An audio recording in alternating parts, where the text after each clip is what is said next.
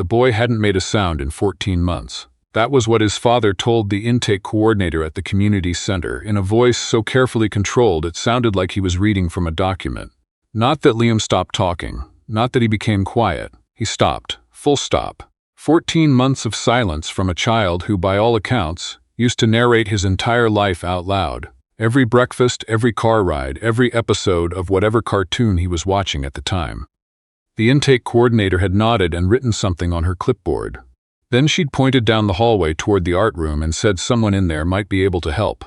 That someone was Sloane Whitfield. Sloane Whitfield was 31 years old, a certified art therapist who worked Tuesday and Thursday mornings at the Ridgewood Family Resource Center in Ottawa, and who had, over the past 3 years, quietly become the person that every social worker, every school counselor, and every exhausted parent in the neighborhood somehow ended up calling. Not because she advertised. She didn't have a website, didn't do workshops, didn't post anything on social media except the occasional photo of her cat. People just found her. That was how it always seemed to work. She was setting up her table when they walked in, the boy and his father. The boy was small for 7, with dark eyes that moved around the room in a way that wasn't quite nervous and wasn't quite curious, but something in between. He was holding a yellow rubber band around his wrist, stretching it with one finger and letting it snap back, over and over, in a rhythm only he could hear. He didn't look at Sloane. He looked at the paper on the table. His father stood in the doorway. His name was Elliot Crane, and Sloane would learn this later, but in that first moment she registered, tall, good coat, the kind of tired that lives behind the eyes and doesn't wash off with sleep. She didn't say hello to the boy right away. She'd learned not to. Instead, she sat down at the table and began sorting colored pencils into a ceramic jar quietly, like she was alone in the room. She hummed something soft and tuneless. After a moment, she heard small footsteps. The boy came and stood beside the table, not at it, just beside it. She pushed a piece of paper toward the empty chair without looking at him. He sat down. She kept sorting pencils. He picked up a blue one. She didn't look up. He started to draw. Across the room in the doorway, Elliot Crane's hand came up and pressed briefly against his own mouth, just for a second. Then he lowered it and pretended he hadn't done that. His name was Liam Crane. He was 7 years old, and he had not spoken since the morning his mother left for a routine cardiology appointment and didn't come home. An arrhythmia, sudden, the kind that gives no warning and asks no permission. Liam had been at school when it happened, finishing a worksheet about community helpers, and by the time anyone told him anything, his whole world had already reorganized itself around an absence he didn't have words for. The silence, according to the child psychologist Elliot had taken him to in Toronto, was a form of acute grief response. Not selective mutism in the clinical sense. There was no anxiety component, no avoidance pattern. Liam simply seemed to have decided, somewhere in that wordless interior of his, that language was no longer a tool he needed. Or maybe that it was a tool that had failed him. No one was entirely sure. Elliot had relocated to Ottawa 8 months ago, partly for work. He ran an architectural firm with a partner, and there was a major civic project he needed to oversee, and partly because the house in Toronto had started to feel like a museum. Every room was a diorama of before. He thought a new city might help. He thought a lot of things. He was, by every external measure, functioning.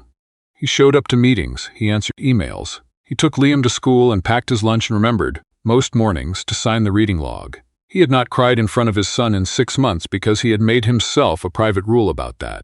What he could not do was reach him. He had tried everything he could think of. He read to Liam at night, books Liam used to love, and Liam would listen with his eyes open, but the room felt different than it used to, fuller of quiet. He put on the cartoons. He signed up Liam for swimming lessons, which Liam attended and completed without complaint and without any visible engagement. He bought a dog, a mistake, in retrospect, because the dog was loud and enthusiastic, and Liam found it overwhelming, and the dog now lived with Elliot's sister in Gatineau. He had started to think in the worst moments that the distance between him and his son might be permanent.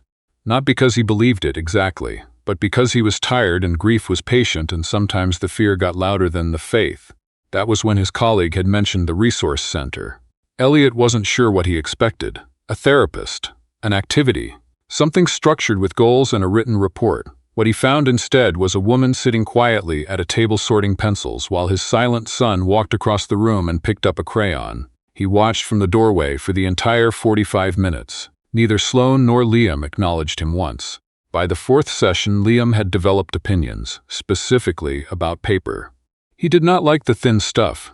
the standard copy paper that the center used for everything. He would pick it up, feel the weight of it, and set it aside with a dismissiveness that was somehow, given his silence, still entirely communicative.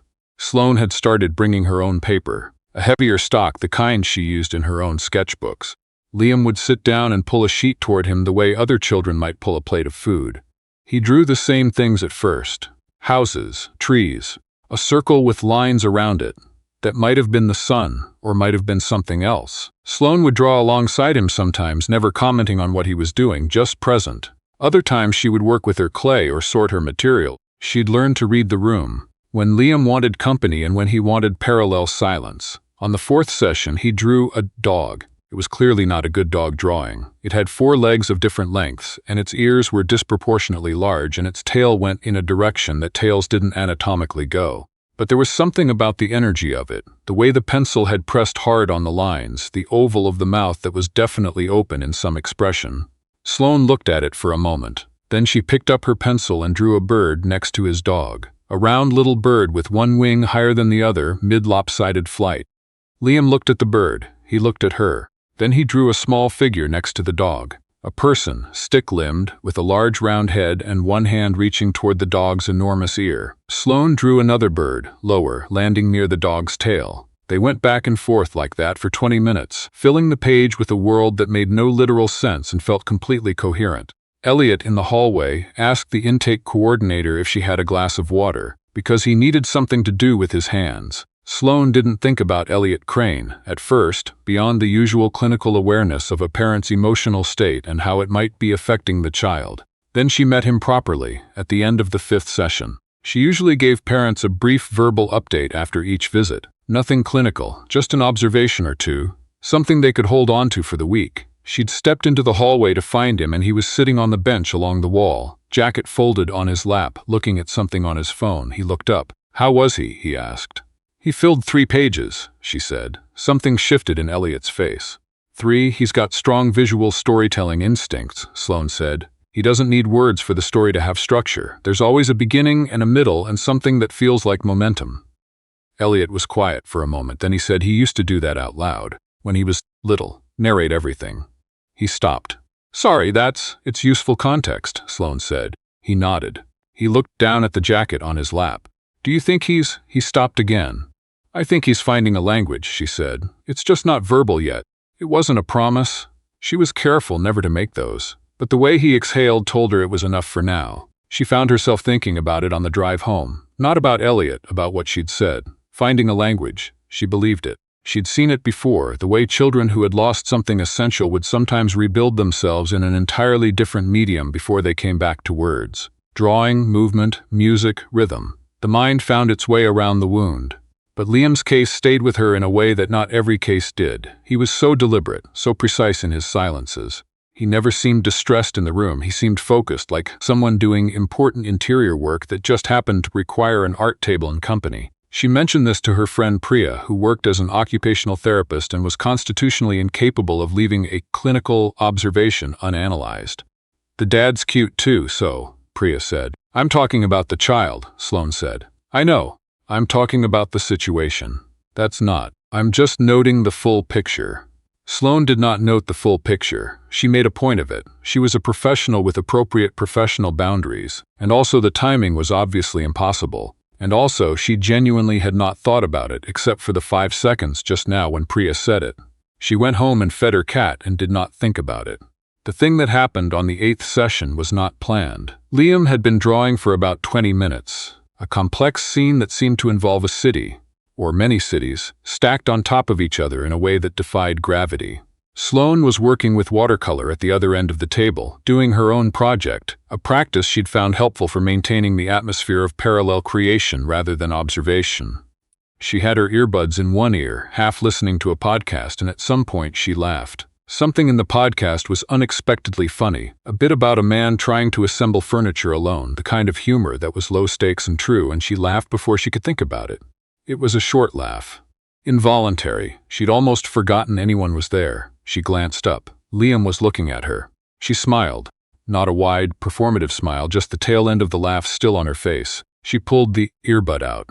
"Sorry," she said. Something was funny. He looked at her for another second, then slowly picked up a green pencil and on the page in front of him drew a small figure, round head, 2 large ears, and then below it, in a single curved line that couldn't be mistaken for anything else, a smile. Sloane looked at the drawing. She pressed her lips together. She could feel the edges of something large, and she made herself stay very still because she knew with bone-deep certainty that this was not a moment for a reaction. This was a moment for ordinary, so she looked at the drawing and said, "I like his ears," and went back to her watercolor. She heard something then, barely. A sound. Not a word, not even close. A small exhaled sound, almost a hum, that didn't have a name. But it was Liam, the intake coordinator, whose name was Dorothea, and who had been at the center for 19 years, passed Elliot in the hallway that afternoon and said, "Something happened in there today." He said, "What do you mean?" she said. "I don't know exactly, but something." He went in to get Liam and found him gathering his pencils, the center's pencils, which Liam had never touched before, always preferring the ones Sloane brought. He was putting them back in the jar, one by one, carefully. Elliot stood in the doorway, watching his son be careful. He said, "Ready to go, bud?" And Liam, without looking up from the pencils, made a sound. Not a word, not quite. An of acknowledgement, the tiniest grammatical particle, almost nothing. But it was directed. It was a response. It was, at some level they both pretended not to understand yet, communication. Elliot said, "Okay," like it was the most normal thing in the world. And they walked out to the car, and he did not say anything about it the whole drive home. And he turned on the radio. Liam leaned his head against the window, and the city went by in the rain. And when they got home, Elliot sat in the driveway for a minute after Liam went inside and did the thing he'd stopped letting himself do, briefly and quietly, with his forehead against the steering wheel. He called his mother that evening. He didn't tell her what happened. He just wanted to hear her voice. He started coming in earlier. It wasn't strategic. He told himself it wasn't. The sessions were 45 minutes and the parking on Ridgewood Avenue was unpredictable, and it was sensible to arrive with time to spare. That was all. He and Sloane began talking in the hallway. She would come out to prep her materials, and he would be on the bench, and they would end up in conversation. It started clinically. Liam's progress, techniques she was using, things Elliot might try at home. Then it broadened. She asked him about his work once, genuinely curious about a city project she'd noticed in the news, and he spent 10 minutes explaining the pressures of designing public space in a climate that was changing faster than planning cycles could accommodate. And somewhere in that conversation realized he had not talked about his work with genuine enthusiasm to another person in over a year. She told him about a difficult case without details, just the texture of it, the frustration of having the right instinct and the wrong timing. He told her about the Toronto house and what it had felt like to lock the door for the last time. She nodded in a way that didn't try to resolve it. "I keep waiting to feel like I live here," he said. "In Ottawa, like it's mine." "How long has it been?" she asked. 8 months. "Give it a year," she said. "In my experience, cities take a year before they stop feeling borrowed. And after that, you start knowing which roads to avoid on a Friday." He laughed, a real one. She smiled at her paper. He thought just briefly that it had been a long time since he'd laughed like that in the middle of an ordinary conversation. He drove home thinking about road routes. The thing with Nathan Greaves started small. Nathan Greaves was a real estate developer Elliot's firm had done business with twice before, in Toronto. He was capable of great professional charm and not much else, and Elliot had kept him at a precisely calibrated distance for years. Then Nathan had moved to Ottawa the previous spring and started appearing at the same industry events, and then at the same coffee shop on Spark Street, and then, somehow, at the Resource Center. Sloane knew him. She didn't say how, exactly. She just said they had mutual friends, and she said it with the particular careful neutrality of someone choosing their words. She seemed fine. She seemed professional and composed whenever they crossed paths in the hallway. Elliot didn't push it, but he noticed. And then Nathan Greaves said something, at an industry dinner in early March, that Elliot didn't know what to do with. They were standing near the bar, end of the evening, and the conversation had wandered toward the Resource Center because Elliot had mentioned something oblique about the program Liam was in. And Nathan, glass in hand, said in a low conversational tone. Elliot looked at him. Nathan said, "Whitfield, she means well, I think. But she's not exactly transparent about her background." "Her background," Elliot said. "She had a situation at a practice in Vancouver. Before she came here, nothing on record, it never went through official channels. But word gets around." He shrugged. "I'm just saying, with your kid in the mix." He said it like he was doing Elliot a favor. Elliot said nothing. He nodded once, the way you nod when you're filing something away, and he changed the subject, and he drove home with that conversation sitting like a stone in the middle of his chest. He did not tell himself it was nothing, but he also did not tell himself it was something. He thought, being rational. He was not being rational. He was being afraid. He became careful in a way he hadn't been before. He still came to the sessions, he still sat in the hallway, but something had shifted in the set of his shoulders, some small armoring that hadn't been there in the weeks before. He was still warm, still engaged, but he was, just slightly, not all the way present, like he'd moved an inch back from the window. Sloane noticed within one session. She didn't say anything. She watched the shift in him and catalogued it the way she catalogued everything. Not for analysis, just for awareness, and she went home and thought about it with a kind of tiredness she'd learned to recognize as the feeling of something going sideways before you know why. She knew Nathan had been at that dinner. She'd seen the photos online after. She knew, with the certainty of someone who has been in exactly this position before, what had probably happened. She also knew she couldn't address it directly. If she did, she'd have to explain Vancouver. And explaining Vancouver meant telling a man she barely knew something she hadn't told most of her friends. So she waited. The 10th session was the one that mattered. Liam had been drawing quietly, and then he stopped. He held his pencil still and stared at the page. His fingers moved once, twice, like he was sounding out something in a language Sloane didn't speak. Then he looked up at her. She met his eyes. He reached across the table, past the jar of pencils, past the stack of paper, and picked up a red marker. One she kept in a separate cup, one the kids didn't usually choose. He uncapped it, he held it over his page, and he wrote a word. It wasn't elaborate. 2 letters short, badly formed, the last letter tilting off the line. But it was unmistakable. Hi, Sloane looked at it. She looked up at Liam. He was watching her with an expression she had never seen on him before. Open, tentative, the way you look when you've sent a message and you're waiting to see if anyone writes back. She picked up a blue marker on her own piece of paper. Hi, Liam. He stared at his name. He had never seen her write his name. His finger came out and traced the letters, not quite touching the page. Then he wrote slowly, beneath his first word, I like your bird. Sloane put her marker down. She breathed in and out once. She did not look away from the page because she needed a moment that Liam didn't have to see. Then she looked up and she said, I like your dog. He smiled. It was a real smile. Full face. The kind that happened to you rather than the kind you chose. She came out of the room and Elliot was already halfway out of his seat. He's good, she said. He's good. She stopped. She could feel that she needed to get through this without the professional slipping too far. I need to tell you something happened today, and I want to tell you properly, so I want you to sit back down. He sat. She sat across from him. She told him. She kept her voice even, but when she got to the word hi, she had to pause for a second, and then she said it again and kept going. She told him about the bird. She told him about his name. Elliot sat very still through all of it. When she finished, he said nothing for a long moment. Then he said, Can I see it? The paper? If Liam wants to show you, she said. That should be his choice. He nodded. He understood that. He sat there for another moment, and she could see the effort it was taking him to stay in the chair and not go in there right now. Then he said, I have to tell you something. She looked at him. He told her about the dinner. He told her what Nathan had said without editorializing, and she watched his face while I said it, and she thought, he's telling me this. He came back to tell me. When he finished, he said, I don't know what happened in Vancouver and I don't need to know. But I shouldn't have. He stopped. I got careful. I shouldn't have gotten careful. You've done nothing to deserve careful. She looked at him for a long moment. She said, Nathan Greaves was a client at a practice I worked at in Vancouver. He became inappropriate. I reported it to my clinical supervisor. The practice asked me to quietly let it go. I didn't. I left, and I told the licensing board, and nothing official happened to Nathan because he had a lawyer and I didn't, and that's how those things sometimes go. She said it plainly, without self-pity, the way you say something you've had to decide not to be ashamed of. I moved to Ottawa. I started over. That's all. Elliot closed his eyes briefly. He's still doing this, he said. He will until someone makes it more trouble than it's worth, she said.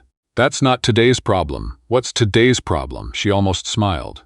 There isn't one. Today was a good day. Liam came out carrying his drawing. He looked at his father. Both drawings on it, the bird and the dog and the sprawling city above them, and at the bottom, in red and blue, Hi. Hi, Liam. I like your bird. I like your dog. Elliot looked at it for a long time. Then he crouched down to Liam's level and said, This is really good, bud. Can I keep it? Liam appeared to consider this seriously. Then he pulled the page back, walked over to the craft table, and carefully, with the tape dispenser he'd needed help with the first time and now operated without looking, tore off 2 pieces of tape. He folded the page down the middle exactly and tore it along the fold. He gave his father one half, the city. With the bird landing in it, he kept the other half, the dog, and the beginning of a conversation. The paper went up on the refrigerator that night. Liam stood in front of it for a minute before dinner, moved the magnet, holding it slightly, straightening it, the way you arrange something you intend to look at for a long time. Elliot, pasta. He didn't make it a big moment because Liam had taught him over 14 months that big moments had a way of pressing against what they were trying to hold. While they were eating, Liam looked across the table. He said quietly to his pasta bowl, "She has a cat." Elliot put his fork down. "She mentioned that?" he managed. Liam nodded, matter-of-factly, and kept eating. Elliot picked up his fork. He looked at his son eating pasta across the table, talking to his pasta bowl, volunteering information about a person they both knew. He said, "What's the cat's name?" Liam thought about it. She didn't say. They ate the rest of dinner quietly, the radio filling in the space between them, comfortable now in a way that had felt impossible not very long ago. Outside the window, Ottawa was cold and blue with early spring, the kind of evening that still had winter in it but was thinking about letting go. Liam asked, in the same conversational tone, if they could get a fish. Elliot said he'd think about it. Liam said that fishes were quiet, and he thought that was probably a good quality in a pet. Elliot looked at his son. His son looked at his pasta. Elliot said, "That's a fair point," and that was all it was. Just dinner. Just the two of them and the radio and a fair point and the city going on outside, and somewhere across Ottawa, a woman who didn't know yet that a 7-year-old had decided she was worth thinking about. Feeding her cat and going about her evening, entirely unaware that a refrigerator in Centertown now held one half of the best drawing she'd ever been part of.